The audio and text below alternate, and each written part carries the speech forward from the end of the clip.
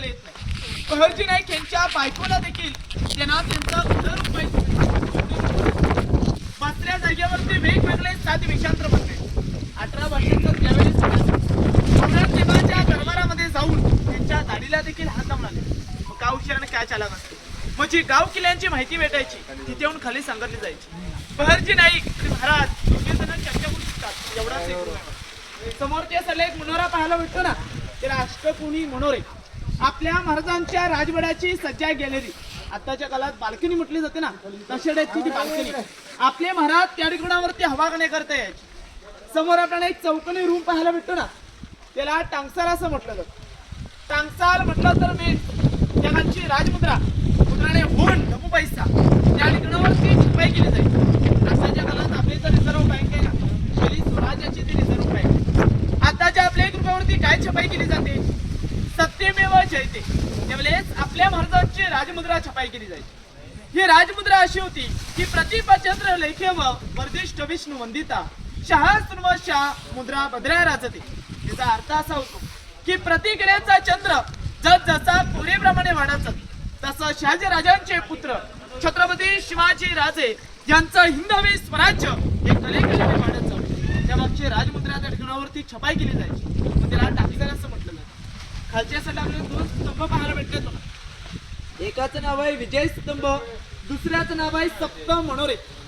विजय स्तंभ म्हटलं ना, महाराजांनी कोणताही गड किल्ला जिंकला गेला, विजयाचं प्रतीक म्हणून एक भगवा झेंडा किंवा एक गवताची मुळी पेटवली जाईल. कारण की आजूबाजूच्या गावकऱ्यांना समजलं जावं की आपल्या महाराजांनी कोणता गड किल्ला जिंकला गेला. महाराज आपल्या आनंदी आहेत.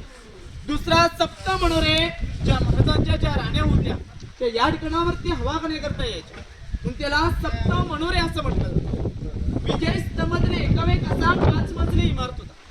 सप्त मनोरे हा 7 मजली इमारत होता.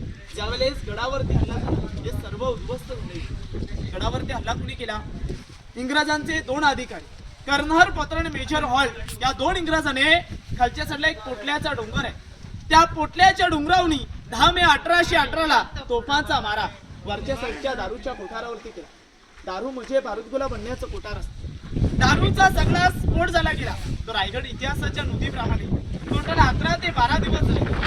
सागाच्या लाकडाने पैठणीच्या कापडाने पूर्णपणे रायगडाचा आपले महाराज असताना कधीच गडावरती हल्ला झाला नाही. 1733 ला गडावर पेशवे सत्ता आली. पेशवेकालीन गडावरती हल्ला झाला बघा. खालच्या साईडला एक मोठा तलाव आहे. त्या तलावाला इतिहासामध्ये तीर्थ गंगासागर तलाव असं म्हटलं जातं. तीर्थ गंगासागर तलाव काय म्हटलं जातं? कारण की त्यावेळेस काशीवरून कागाभट्ट आले होते. याने आपल्या महाराजांच्या राज्याभिषेकासाठी 7 नद्यांचं 7 समुद्रांचं पाणी आणलं होतं. राज्याभिषेकून जे पाणी उरलं ते पाणी ह्या तलावामध्ये सोडलं गेलं.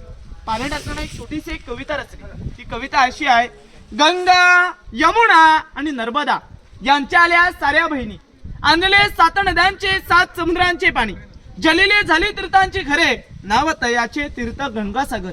32 फूट खोल आहे, वर्षाच्या 12 महिने पाणी असतं बघा.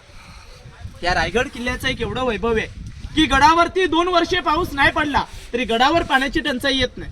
एवढं गडावरती पाणी उपलब्ध आहे. 11 तलाव आणि 84 पाण्याचे टाके. हे 11 तलाव का खोदली गेलीत? हे आपल्या महाराजांची दूरदृष्टी, महाराजांचा गनिमी कावा. ज्या 11 तलावांचा कालापाशी निघाला म्हणजे दगड हा इमारतींसाठी वापरला गेला.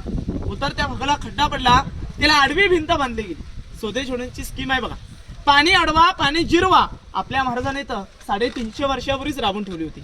11 तलावापैकी उन्हाळ्यामध्ये आलात तर 7 तलावामध्ये पाणी पाहायला भेटतं. काही तलाव लिकेज आहेत. आता येथील सर्वजण रोपे मार्गाने आला असतात. येथील एक मोठा डोंगर पाहायला भेटला का? त्या डोंगराचं शेवटचा टोक म्हणजे पश्चिमेचा टोक, तिथं आपल्याला हिरकणीचा बुरुज पाहायला भेटतो. सर्वांनी हिरकणीची मोही पाहिली असेल बघा. एक आई आपल्या जीवाची न पर्वा करता आपल्या 6 महिन्याच्या लेकरासाठी कडाखाली उतरून गेली. तोच तो हिरकणीचा कडा. सर्वांना हिरकणीची एक कविता ऐकवतो. त्या कवितामध्ये संपूर्ण अर्थ तुम्हाला समजून बघा की रायगडावर राजधानी ती होती शिवछत्रपतींची, आणि कथा सांगता येते वाजुनी तेथील हिरकणी बुरुजाची. वसले होते गाव तलासी वालुसरे या नावाचे, राहत होते गरीब कुटुंब गरीब धनगर गवल्याचे. आई बायको ताना मुलगा कुटुंब होते छोटेसे, आणि शोभत होते हिरा नावत्या. तडपदार घरवालीचे सांज सकाळी हिरा जात असे दूत घेऊन गडावरी चालत होती उपजीविका त्या लेकीच्या धंद्यावरती एके दिवशी दूत घालिता हिरा क्षणभर विसावली ध्यानी नाही आलं तिच्या कधी सांज वेल टणून गेली सूर्य देवता मावळते झाले बंद झाले गडाचे दरवाजे मनात भ्याली हिरा म्हणाली घरी तान बाल माझे हात जोडून करी विनवणी म्हणे गडकरी जाऊ दे खाली म्हणा गडकरी म्हणे नाही अदन्या शिवरायांची आम्हाला बालाची आठवण येता माय माऊली झाली वेडी पिसी आणि कडा खाली उतरून धावत जाऊनी बालाला तिने घेई कुशी आतून धाडस पाहून महाराजे स्तंभित झाले साडी चोली देऊनी हिरास प्रेमे सन्मानित केले कड्यावरती त्या बुरुज बांधिला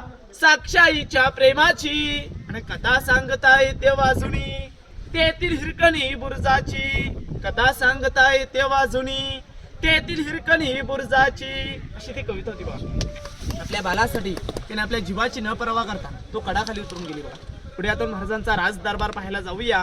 बोला छत्रपती शिवाजी महाराज की जय.